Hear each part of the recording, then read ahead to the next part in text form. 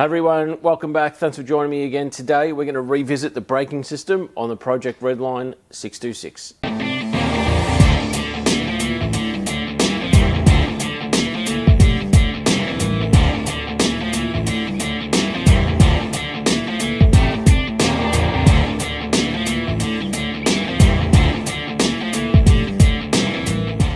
Alright, so in that previous episode we saw that I had brake pressure woes. You know, the initial brake pressure was pretty average, but the holding brake pressure was terrible as well. So what I was finding is the brake pressure had spiked to maybe say 800 PSI, and it would quickly die down to around about 600 and then stabilize at 550. And it's just, the pedal you could feel, and the braking effort in decelerating the car, you could just tell there was something wrong with the braking system overall in the car. So what I've done is, I've got 3 master cylinders all up, but all different styles. So I think this one is 1-inch bore, this one is 13/16, and there's another one that's 3/4. So the brakes that are on this car are from a Series 3 RX-7, so it's 4-wheel disc brake.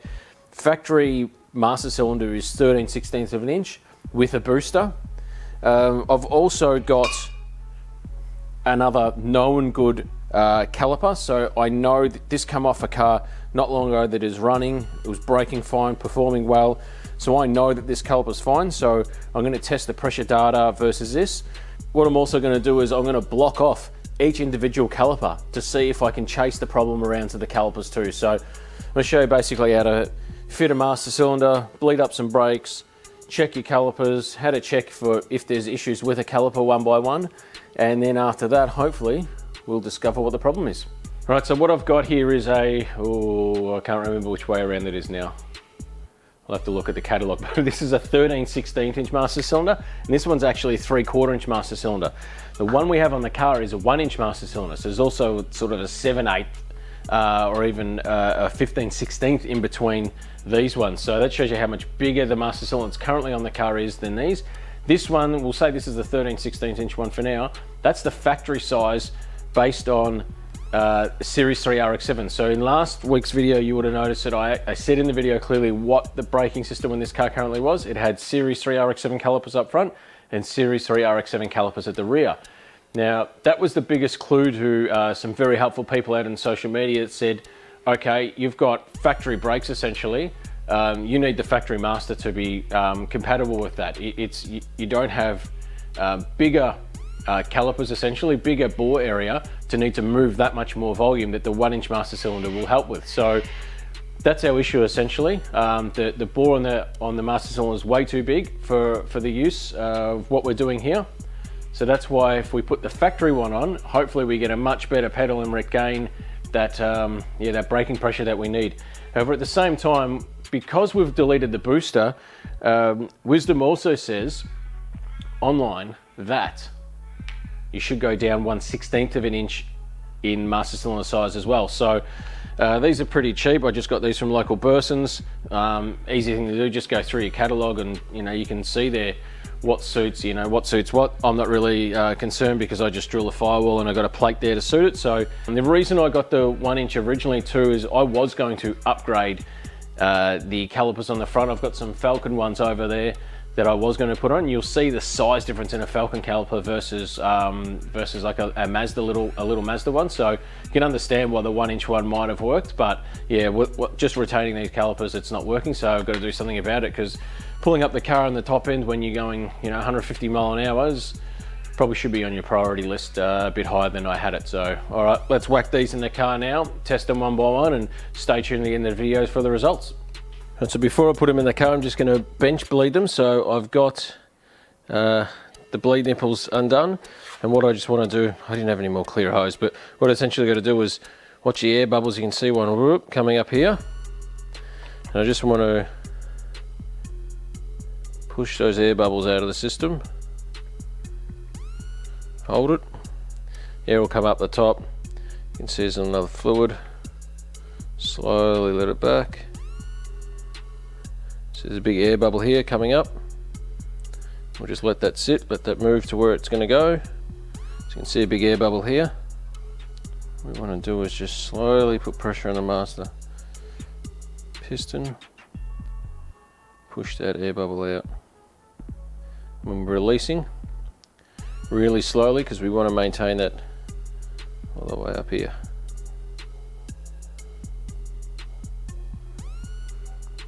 See, stop pulling back on the piston, the air goes down, pull back, drops down. Give it a few seconds, let it move on its way.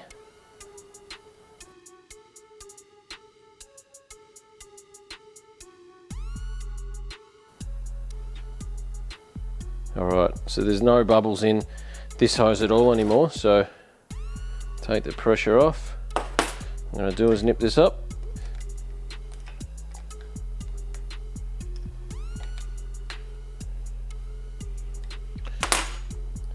We should be good to go.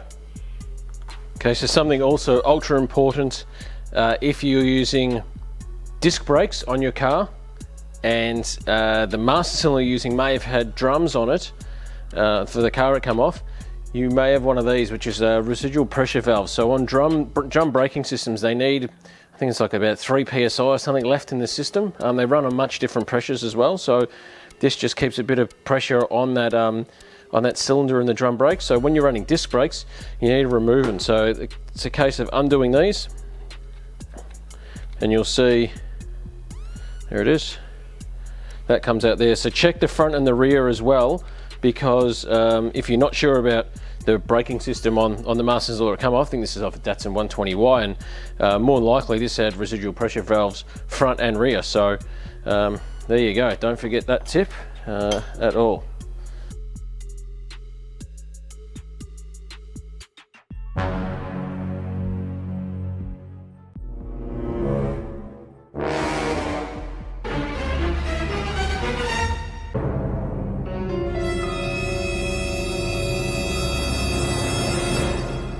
So Groundhog Day, we're back here again, but today I am going to fix my braking problems. So I've tried 2 or 3, if you include now, 3 master cylinders all up, and all of different sizes, and I'm still seeing that brake pressure come up and then quickly sort of fade away and then stabilize. So at the moment, even with this one, I'm getting about 800 peak, and then it's falling away pretty quickly to 650, and then it's stabilizing around the 600 to low 500 mark. So something seems like it's internally leaking. Now I thought, oh, it must be one of the calipers.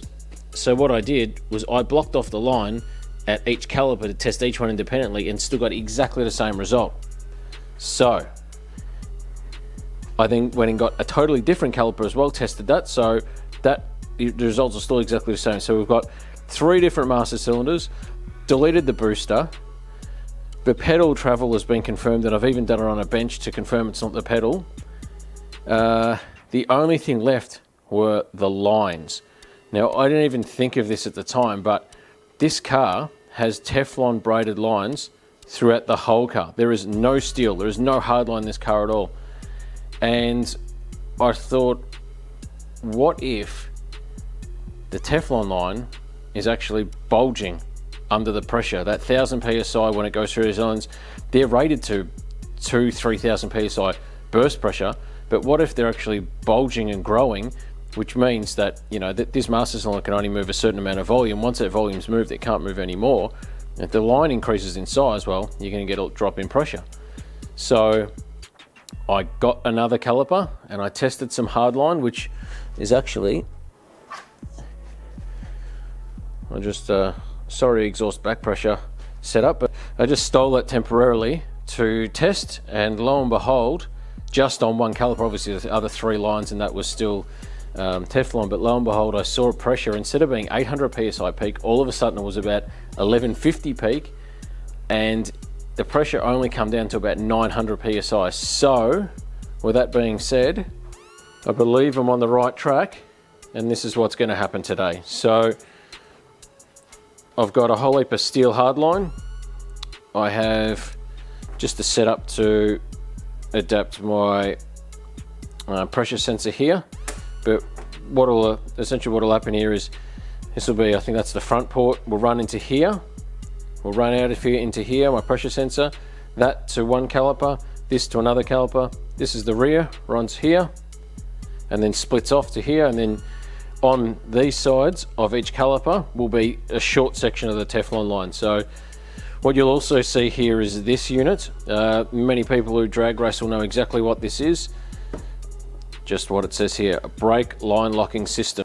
So the idea behind this little solenoid in drag racing specifically is to hold pressure on the calipers while we don't have the brake pedal pressed. So what we would do is we come into the water box to do a burnout, pump the brake pedal and hold it, press a button and hold it in the cabin, release your foot off the brake pedal. This will then hold pressure on the front calipers only, releasing the back calipers, and you'll easily be able to do a burnout.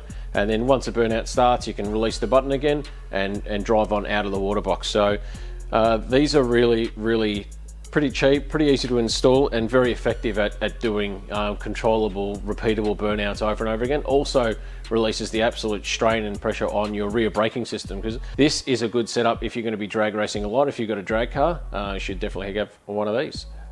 All right, so unfortunately all of this stuff isn't going to fit itself. I've got to use some pipe benders, some flarers, some things like that. The number one thing here to remember before you flare a pipe or tube is to put this nut on it first. The amount of times that you're seeing memes of people who have done the perfect flare and then they forgot to actually put the nut on first. So definitely make sure you do that. But yeah, let's get underway with it now.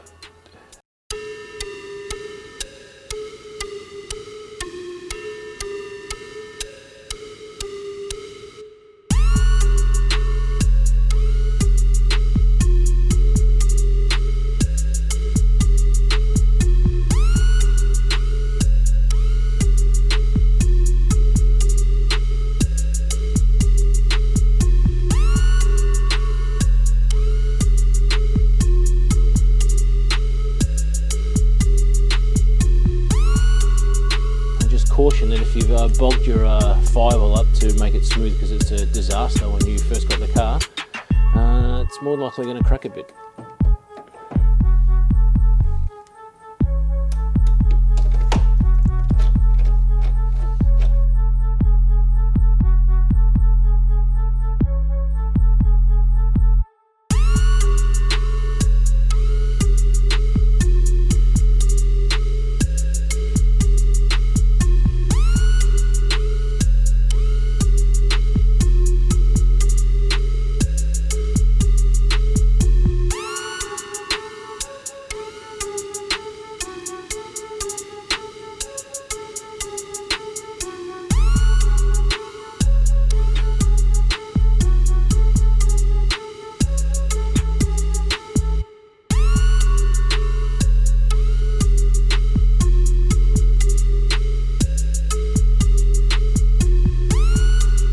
Right, so buyer beware for everyone that just saw what happened then.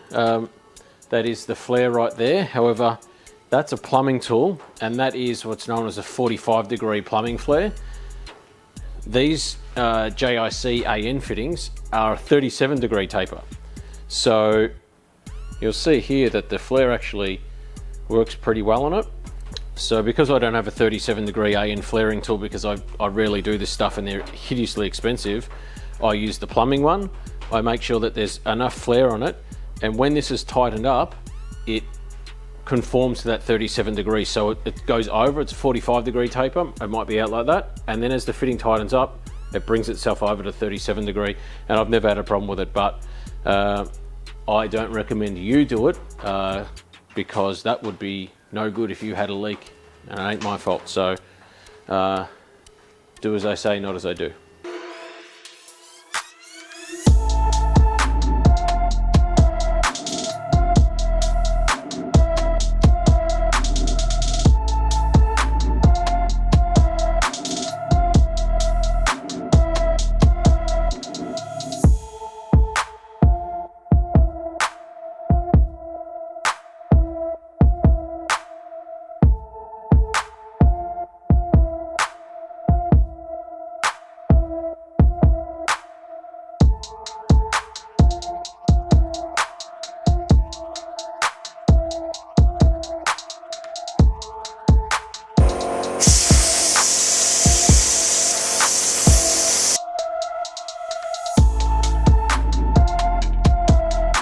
All right, so all the hard lines in there.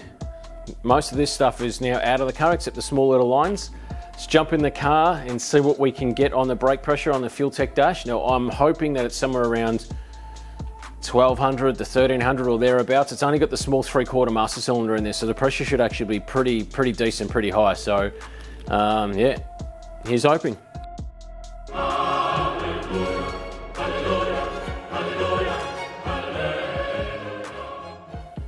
Right, so there we go. So what are the findings from here? What I find out in the end? Well, we tested the master cylinders, the booster, all the brake componentry, the calipers, all the mechanical sort of stuff, and found that the results were the same always. And then yeah, come down to changing all the hoses to hardline, and lo and behold, that fixed our problem. So what do I think was happening here? Well, normal rubber hoses, say, like your fuel hose or whatever, it's actually quite thick. So if it was to build up pressure, there's a lot of reinforcement in there to keep that pressure contained.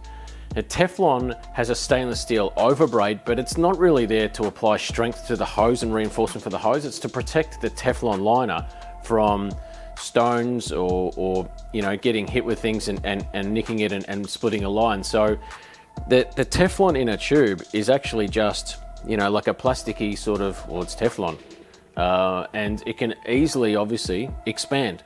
So under high pressure, such as brake line pressure, where it's upwards of, you know, close to 1500 psi when you've got a booster, what I'm assuming has happened in the system is that the master cylinder applies the pressure, high peak pressure, the lines are then ballooning out, which then increasing the volume of the lines means a direct drop in pressure. So I got caught out, you know, live and learn, won't do that again. But yeah, not sure if it's the same for all kinds of Teflon lines, if others have protective reinforcement coatings on the outside that actually strengthen that hose to stop this sort of from happening. But the hoses that I use here don't have that, so it is what it is. But yeah, as you can see now, we've converted all over steel line. You saw the pressure results, some big time peak pressure there. So hopefully now can do some killer skids, but more importantly, if we end up taking this car to somewhere like Sydney Dragway that has a very short runoff, while this car does have a parachute,